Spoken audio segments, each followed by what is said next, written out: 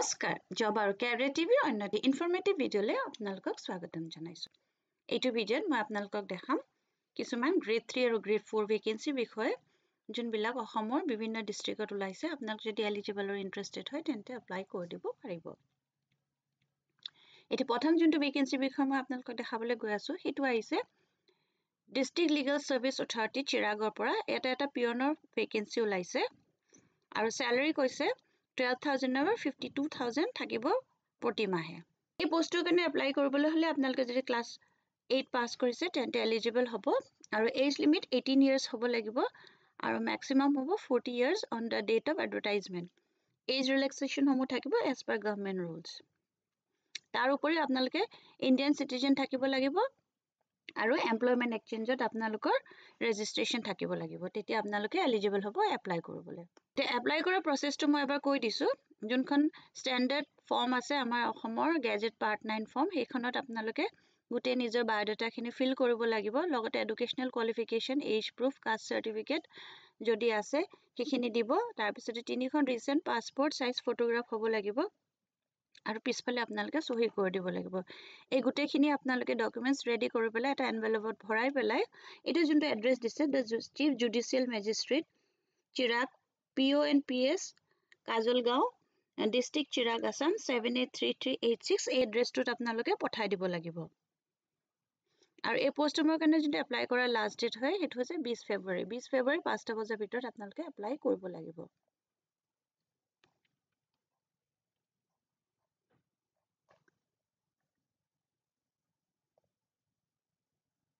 এখন হৈছে অফিচিয়েল যোনখন ৱেবছাইট হয় চিৰাগ ডিষ্ট্ৰিক্ট জুডিচিয়াৰী, লিংকটো মই আপোনালোকক শ্বেয়াৰ কৰি দিম। তাতে আপোনালোকে এডভাৰটাইজমেণ্টটো পাব। ইয়াত আপোনালোকে ক্লিক কৰিব। ক্লিক কৰিলে ইয়াৰ পৰা আপোনালোকে এনেকৈ ভিউ কৰিব পাৰিব।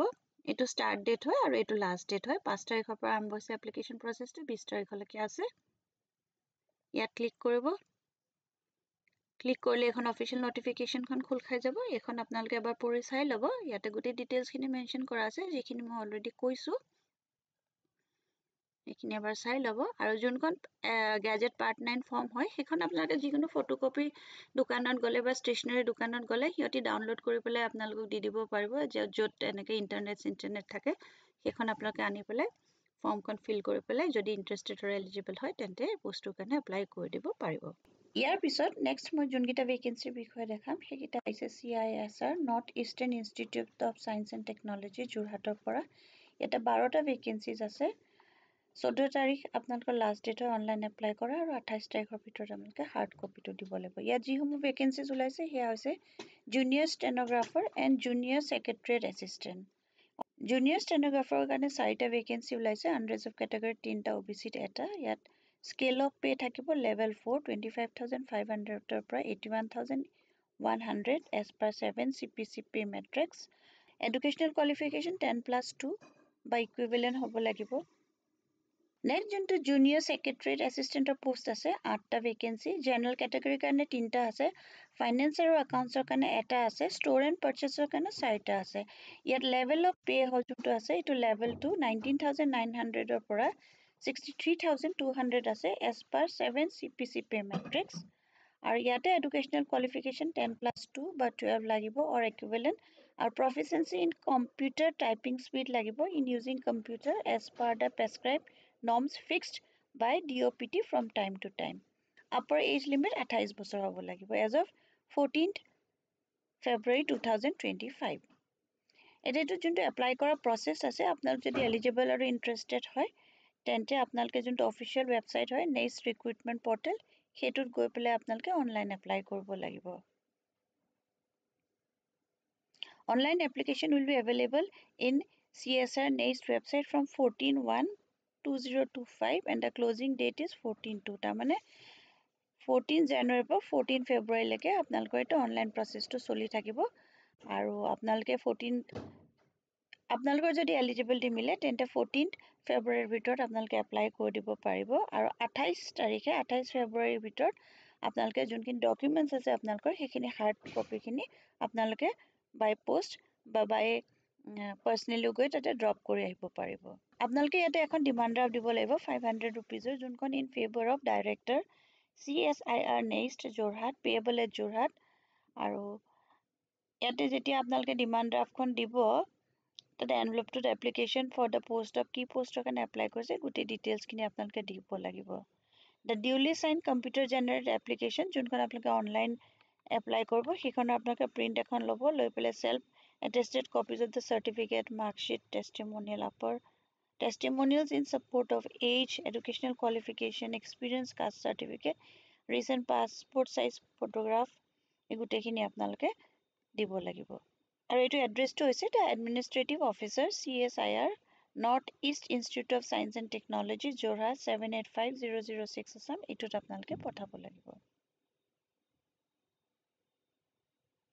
এতিয়া application fees OBC EWS category আৰু জেনেৰেল কেটেগৰীত 500 টকা থাকিব আৰু SC ST PWBD ESM women CSR employ আৰু exempted মানে তেখেতলোকে একো ফিজ দিব নালাগে ইয়াতে যোনটো এপ্লিকেশ্যন ফিজ পে'মেণ্ট কৰা প্ৰচেছ হ'ব সেইটো অকল ডিমাণ্ড ড্ৰাফ্টে ল'ব এইখন হৈছে অফিচিয়েল নটিফিকেশ্যনখন যোনখন 14 জানুৱাৰীত ওলাইছিলে আৰু এখন 14 ফেব্ৰুৱাৰীলৈকে ডেট আছে এইখিনি ডিটেইলছ আপোনালোকে এবাৰ পঢ়ি চাই ল'ব এডুকেশ্যনেল কোৱালিফিকেশ্যন ইয়াত আইডাৰ ষ্টেনৰ বা আপোনালোকে যদি কম্পিউটাৰ জানে তেন্তে আপোনালোকে এপ্লাই কৰি দিব পাৰিব ইয়াতে এটা এক্সাম চিলেকশ্যন প্ৰচেছটো ইয়াত দিয়া আছে এইখিনি গোটেইখিনি মই কৈ নিদিওঁ এইখিনি এবাৰ চাই ল'ব লিংকটো মই আপোনালোকক ডেছক্ৰিপশ্যনত শ্বেয়াৰ কৰি দিম তাৰ পৰা আপোনালোকে খুলি পেলাই এইখিনি চাই পেলাই যদি এলিজিবল আৰু ইণ্টাৰেষ্টেড হয় তেন্তে আপোনালোকে পোষ্টসমূহৰ কাৰণে এপ্লাই কৰি দিব পাৰিব ইয়াৰ পিছত নেক্সট যোনটো ভেকেঞ্চিৰ বিষয়ে মই দেখাবলৈ গৈ আছোঁ সেইটো আহিছে national institute of malaria research গুৱাহাটীৰ পৰা আৰু ইয়াতে 55টা প্ৰজেক্ট টেকনিকেল ছাপৰ্টৰ ভেকেঞ্চি ওলাইছে এই পোষ্টৰ কাৰণে এডুকেশ্যনেল কোৱালিফিকেশ্যন 10 বা 12 পাছ বিচাৰিছে এইটো চেণ্ট্ৰেল গভৰ্ণমেণ্টৰ জব হয় আৰু ৱৰ্ক ইন ইণ্টাৰভিউ আছে প্ৰজেক্ট টেকনিকেল ছাপৰ্ট 3 ইয়াৰ কাৰণে এটা পোষ্ট ওলাইছে আনৰিজাৰ্ভ কেটেগৰীত 28,000 টকা দৰমহা প্লাছ HRA দিব এডুকেশ্যনেল কোৱালিফিকেশ্যন বিচাৰিছে graduate in life science plus 3 years experience or PG in life science বিচাৰিছে age limit 35 years project technical support 2 ইয়াত 6টা পোষ্ট আছে 3টা আনৰিজাৰ্ভ কেটেগৰীত আছে 2টা OBC আৰু এটা SC কাৰণে 20,000 টকা চেলাৰী প্লাছ HRA আছে এই পোষ্টৰ কাৰণে কোৱালিফিকেশ্যন বিচাৰিছে 12 পাছ ইন সায়েন্স প্লাছ ডিপ্ল'মা বিচাৰিছে MLT বা DMLT বা engineering plus 5 years experience or graduate in relevant field with 2 years experience MLT মানে medical laboratory technology বা diploma in medical laboratory technology age limit 30 years third যোনটো post আছে সেইটো হৈছে project technical support 48টা post আছে আৰু 18,000 plus HRA আছে এইটো কাৰণে এডুকেশ্যন কোৱালিফিকেশ্যন বিচাৰিছে 10 পাছ উইথ ডিপ্ল'মা বিচাৰিছে MLT বা DMLT ITI 2 বছৰৰ এক্সপিৰিয়েন্স বা গ্ৰেজুৱেট হ'ব লাগিব ইন ৰেলেভেণ্ট ফিল্ড আৰু এবছৰৰ এক্সপিৰিয়েন্স বিচাৰিছে 28 বছৰৰ ভিতৰত হ'লে আপোনালোকে এপ্লাই কৰি দিব পাৰিব এইটো যোনটো এপ্লাই কৰা প্ৰচেছ আছে সেইটো কৈছে আপোনালোক যদি এলিজিবল আৰু ইণ্টাৰেষ্টেড হয় যে এক্সপিৰিয়েন্স এইখিনি গোটেইখিনি যদি আপোনালোকৰ মিলে তেতিয়াহ'লে আপোনালোকে ৱৰ্ক ইন ইণ্টাৰভিউ বা পাৰ্চনেল ডিছকাশ্যনৰ কাৰণে যাব লাগিব আৰু ইয়াতে দিছে জেগাখিনি গুৱাহাটীত আছে 11 তাৰিখে 11/2/2025 চনত 9:30 বজাৰ ভিতৰত আপোনালোকে গৈ পেলাই ৰেজিষ্ট্ৰেশ্যন কৰিব লাগিব আৰু 11টা বজাত ইণ্টাৰভিউটো হ'ব এইখন হৈছে অফিচিয়েল নটিফিকেশ্যনখন 28 তাৰিখে ওলাইছিল এইখন জানুৱাৰী মাহৰ ইয়াতে গোটেই ডিটেইলছখিনি মেনশ্যন কৰা আছে আপোনালোকে এবাৰ পঢ়ি চাই ল'ব যদি আপোনালোক এলিজিবল আৰু ইণ্টাৰেষ্টেড হয় তেন্তে আপোনালোকে ৱৰ্ক ইন ইণ্টাৰভিউ কাৰণে যাব পাৰিব গুৱাহাটীত যোনটো ৱৰ্ক ইন ইণ্টাৰভিউ আছে সেইটো আছে 11/2 তাৰিখে আছে 11টা বজাৰ অনৱাৰ্ডছ আৰু 9:30 পৰা 10:30 ভিতৰত আপোনালোকে গৈ পেলাই ৰেজিষ্ট্ৰেশ্যন কৰিব লাগিব আৰু এইটো এড্ৰেছটো দিয়া আছে ICMR national institute of malaria research field second floor এইটো চেণ্টাৰ ফৰ বায়'মেডিকেল ৰিচাৰ্চ নিয়াৰ DC অফিচ কামৰূপ হেঙেৰাবাৰীত আছে এইটো এড্ৰেছত আপোনালোকে গৈ পেলাই ইণ্টাৰভিউটো দিব পাৰিব বাকী এইখিনি এবাৰ পঢ়ি চাই ল'ব ইয়াৰ পিছত নেক্সট যোনটো ভেকেঞ্চি কাৰণে এডভাৰটাইজমেণ্ট আহিছে আৰু দৰমহা ইয়াতে হ'ব 77,000 প্ৰতি মাহে এতিয়া মই বাকী ডিটেইলছসমূহ কৈ দিছোঁ এই পোষ্টটোৰ নাম হৈছে আছাম জুডিচিয়েল ছাৰ্ভিচ গ্ৰেড 3 22টা পোষ্ট আছে পে স্কেল যোনটো হ'ব 77,840 পৰা 1,36,520 per month প্লাছ এলাউন্সেছ থাকিব as per admissible under the rules তাৰপিছতে ইণ্ডিয়ান চিটিজেন হ'ব লাগিব ইয়াতে যোনটো এজ লিমিট দিছে must not have completed on the last date fixed of for the receipt of 43 years of age in case of candidates belonging to scheduled caste and scheduled tribe, and 38 years of age in case of others. তাৰমানে scheduled caste আৰু scheduled tribe হলে 43 কে কম হ'ব লাগিব, 43 আৰু 38 years হ'ব লাগিব, বাকি যদি আপোনালোকে বেলেগ categoryত belong কৰে, আৰু লগতে law লাগিব, law আপোনালোকে graduation বা post graduation যদি law কৰি আছে তেতিয়া আপোনালোকে apply কৰিব পাৰিব। ইয়াতে যোনটো এপ্লিকেশ্যন ফিজ হ'ব সেইটো ST SC কাৰণে 500 টকা, PWBD কাৰণে নাই, আৰু আদাৰ্ছৰ কাৰণে 1000 rupees।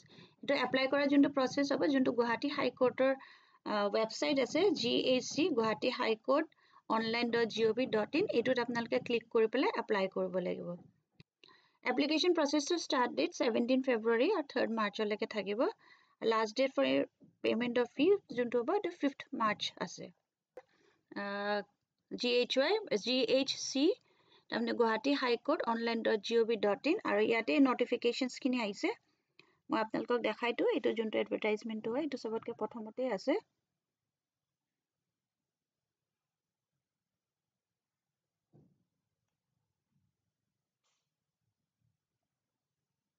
এইটো ড্ৰাইভাৰৰ এটা পোষ্ট আহিছে যোনটো অলৰেডি মই আপোনালোকক কৈছোৱে।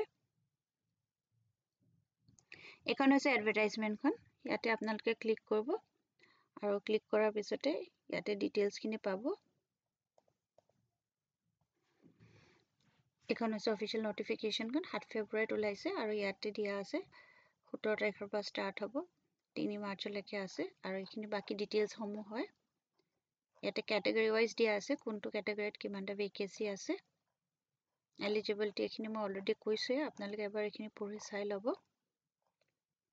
ইয়াতে সিলেকশ্যন ক্ৰাইটেৰিয়াটো দিয়া আছে, এইটো মই আপোনালোকক কৈ নিদিওঁ, এইখিনি পইণ্টছখিনি আপোনালোকে চাই ল'ব। এপ্লিকেশ্যন প্ৰচেছটো অনলাইন হ'ব, এইটো মই কৈছোৱে। বাকী ইয়াতে স্পেচিফিকেশ্যনখিনি দিয়া আছে, আপোনালোকে এপ্লাই কৰিবলৈ হ'লে ফটোৰ চাইজ বা ছিগনেচাৰ এইখিনি কেনেকৈ আপলোড কৰিব লাগিব এইখিনি দিয়া আছে। আৰু যদি আপোনালোকে এলিজিবল আৰু ইণ্টাৰেষ্টেড হয় তেন্তে এপ্লাই কৰিব পাৰিব। ভিডিঅ'ত মোৰ জনাবলগীয়া ইমানেই আছিলে। আপোনালোকে যদি ভিডিঅ'টো চাই ভাল পালে তেন্তে লাইক এটা কৰি দিব, আৰু এতিয়ালৈকে যদি মোৰ চেনেলটো ছাবস্ক্ৰাইব কৰা নাই ছাবস্ক্ৰাইব কৰি ল'ব, আৰু পাৰিলে ফ্ৰেণ্ডছ আৰু ফেমিলিৰ মাজতো শ্বেয়াৰ কৰি দিব। কাৰোবাৰ যদি চাকৰিকেইটাৰ আৱশ্যকতা আছে তেওঁলোকেও এপ্লাই কৰি দিব পাৰিব।